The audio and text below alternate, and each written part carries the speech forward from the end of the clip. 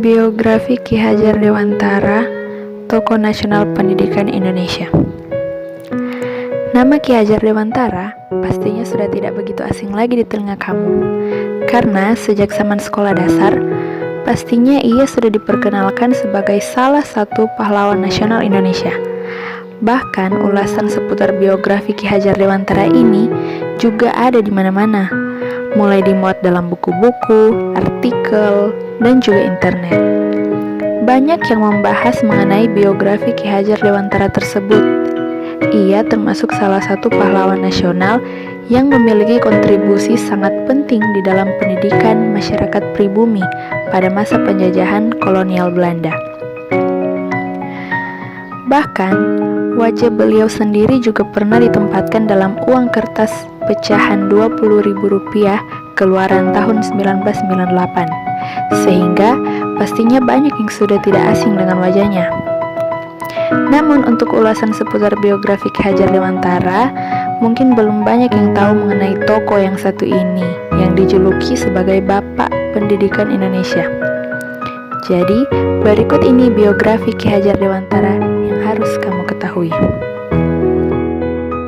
Biografi Ki Hajar Dewantara pada masa muda dan pendidikannya. Jadi, Ki Hajar Dewantara pada dasarnya merupakan anak dari pasangan Pangeran Sorjaningrat dan juga Raden Ayu Sandiah. Beliau berasal dari lingkungan keluarga Kadipaten Pakualaman yang dulunya sempat mengenyam pendidikan di ELS atau Sekolah Dasar Eropa Belanda. Kemudian melanjutkan pendidikan ke Stovia, yaitu Sekolah Dokter Bumi Putra. Hanya saja, dikarenakan Soewardi tersebut sempat sakit, maka ia tidak sempat menamatkan pendidikannya kala itu. Hingga kemudian ia bekerja sebagai penulis dan juga wartawan di beberapa surat kabar. Awal karirnya, Ki Hajar Dewantara adalah sebagai wartawan.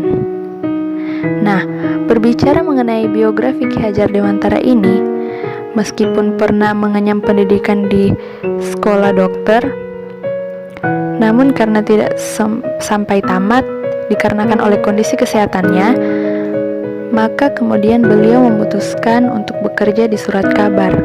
Di antaranya adalah Sedio Tomo, kemudian juga Miden Java, The Express, Otosan Hindia, Kaum Muda, Caja Timur, dan juga surat kabar Posara. Pada masa-masa menjadi seorang wartawan, ia termasuk penulis yang sangat handal, karena memang semua tulisannya begitu komunikatif dan juga tergolong tajam dan penuh dengan semangat. Beliau pun pernah membuat sebuah tulisan yang menyulut kemarahan dari pemerintah kolonial Belanda kala itu, yang kemudian membuatnya ditangkap sampai dengan diasingkan ke Pulau Bangka. Bahkan pengasingan tersebut sebenarnya atas permintaan dari beliau sendiri, hingga kemudian mendapat protes dari rekan-rekan organisasinya, yaitu Douwes Dekker dan juga Dr.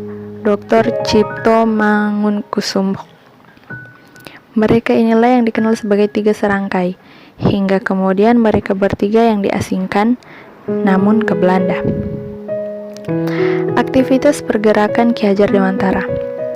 Selain dikenal sebagai seorang wartawan, dulunya beliau juga merupakan seorang yang cukup aktif di dalam sebuah organisasi sosial dan juga politik. Bahkan sejak berdirinya BO atau dikenal sebagai organisasi Budi Utomo, yaitu pada tahun 1908, beliau juga aktif di dalam sesi propaganda dengan tujuan untuk mensosialisasikan dan juga untuk menggugah kesadaran dari masyarakat Indonesia yang dulunya masih dijajah oleh pemerintahan Belanda untuk bersatu. Beliau menggugah kesadaran masyarakat akan pentingnya persatuan dan juga kesatuan di dalam berbangsa maupun bernegara. Bahkan catatan biografi Ki Hajar Dewantara, Kongres Budi Utomo pertama kali yang diadakan di Yogyakarta diorganisir oleh Ki Haji Dewantara kala itu. Pengasingan Ki Hajar Dewantara. Dalam catatan biografi Ki Hajar Dewantara, setidaknya pada tahun 1913, di mana ketika pemerintah Hindia Belanda akan mengumpulkan sumbangan dari masyarakat pribumi kala itu, yang nantinya akan digunakan sebagai perayaan kemerdekaan Belanda dari Prancis, menimbulkan reaksi kritis yang berasal dari kalangan nasionalis.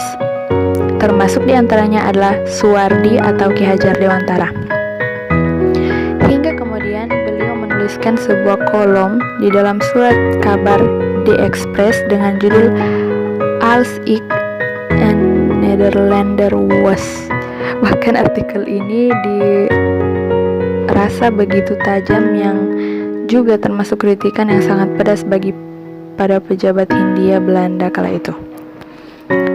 Bahkan mereka memang gaya tulisan yang dibuatnya berbeda dengan penulisan sebelumnya. Maka di antara pejabat yang menyaksikan bahwa tulisan tangan tersebut dibuat oleh Suwardi mengulas seputar biografi Ki Hajar Dewantara, ternyata dari tulisan beliau banyak di antaranya yang juga berpendapat jika memang Suwardi yang membuat, maka ada campur tangan dari Didi atau Douwe Dekker selaku pemimpin dari The Express ini, yang memang ingin memanas-manasi Suwardi sehingga berani untuk membuat tulisan tersebut. Akibat dari tulisannya yang dibuat tersebut, maka beliau kemudian diasingkan ke Palu, Bangka, padahal kala itu usianya masih 24 tahun. Awal kepulangannya Ki Hajar Dewantara ke Indonesia. Setelah kembali ke Indonesia, maka pada bulan September tahun 1999 ia kemudian segera bergabung dalam sekolah binaan dari saudaranya sendiri, sehingga kemudian Suwardi memiliki pengalaman di dalam mengajar. Berbekal pengalamannya di dalam mengajar, kemudian ia mulai mengembangkan konsep mengajar bagi sekolah yang didirikannya, yaitu sekitar tahun 1992 pada tanggal 3 bulan Juli. Sekolah ini diberi nama National Onderwijs Instituut Taman Siswa, atau yang lebih dikenal sebagai Perguruan Nasional Taman Siswa. Kala itu Suwardi sudah genap berusia 40 tahun. Pada usia tersebutlah beliau kemudian mengganti nama dengan Ki Hajar Dewantara dan tidak memakai gelar kebangsawanan di depan namanya. Dalam biografi Ki Hajar Dewantara ini, beliau tidak menggunakan gelar kebangsawanannya sebenarnya dengan maksud agar lebih bebas atau leluasa dekat dengan rakyat secara fisik maupun jiwa tanpa harus memandang kasta. Bahkan semboyan yang dipakai di dalam sistem pendidikannya ini dikenal di kalangan pendidikan Indonesia, yaitu berbunyi Ing Ngarsa Sungtulada, Ing Madya Mangunkarsa Tutwuri Handayani, yang artinya adalah di depan memberi contoh, di tengah memberi semangat, di belakang memberi dorongan. Semboyan ini jugalah yang sampai saat ini masih dikenal di dalam pendidikan Indonesia, apalagi pada sekolah-sekolah dasar. Biografi Ki Hajar Dewantara sebagai pengabdian pada saat Indonesia merdeka tentunya tidak lengkap tanpa mengenal peran beliau ketika negara Indonesia sudah memasuki fase kemerdekaan, karena ini adalah bagian yang sangat penting. Kontribusi beliau sangatlah besar di dalam pembangunan pendidikan di Indonesia. Pada kabinet pertama Republik Indonesia, Ki Hajar Dewantara ini langsung diangkat menjadi Menteri Pengajar Indonesia.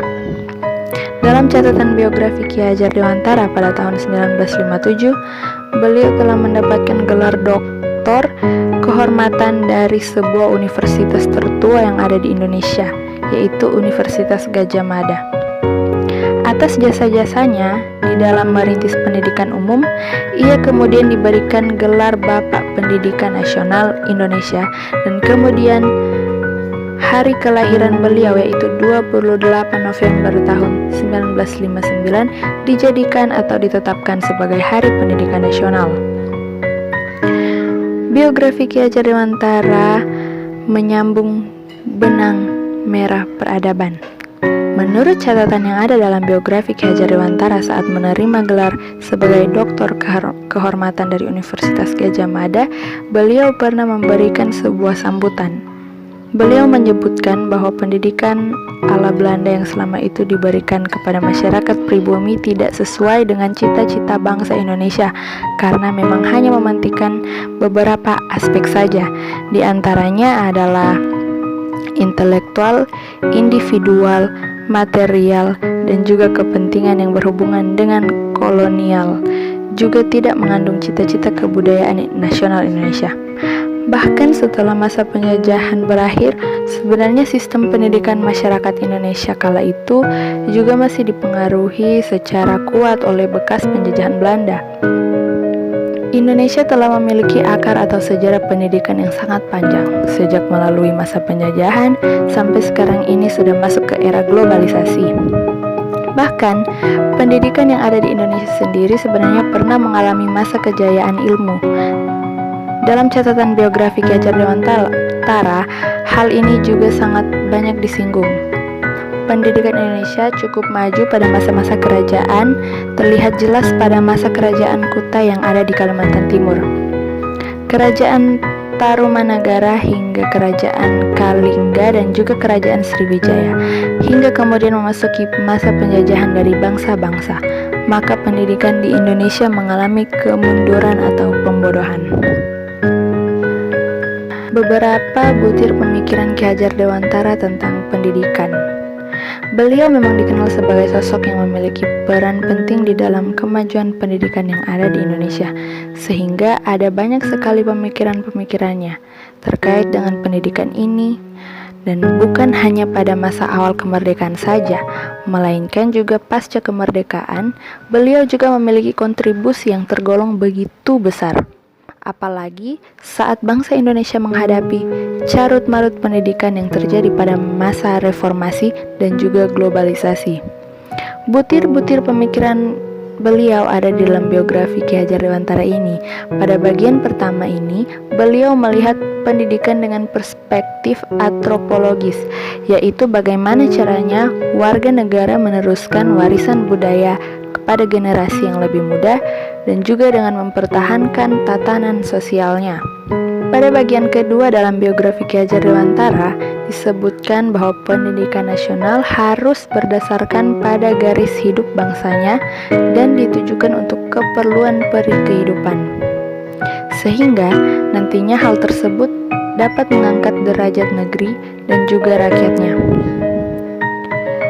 Di sini diketahui bahwa beliau adalah sosok yang sangat menghargai pluralisme atau kemajemukan, bahkan juga berpikir futuristik.